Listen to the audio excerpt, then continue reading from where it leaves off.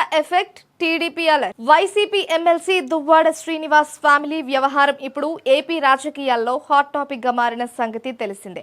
ప్రధానంగా శుక్రవారం రాత్రి 11 గంటల సమయంలో ఆయన భార్య వాణి తన కుమార్తెలు శ్రీనివాస్ ఉంటున్న నివాసం దగ్గరకు చేరుకున్నారు.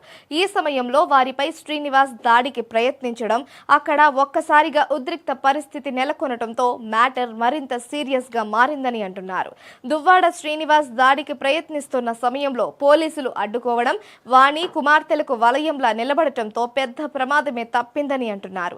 దీనికి సంబంధించిన విజువల్స్ వైరల్ గా మారాయి. ఈ నేపథ్యంలో తన భార్య పిల్లలపై దాడికి ప్రయత్నించినట్లున్న దువ్వాడ శ్రీనివాస్ వీడియోలు, ఫోటోలను నెట్టింట పోస్ట్ చేస్తూ టీడీపీ తగులుకుంది.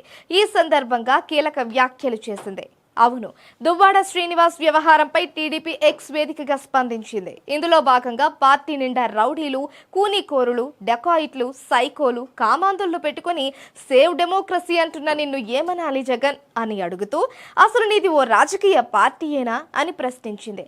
ఈ సమయంలో తన భార్య పిల్లలపైకి ఒక్క ఉదుటున దూకుతున్న దువ్వాడ ఫోటోలు పోస్ట్ చేసింది.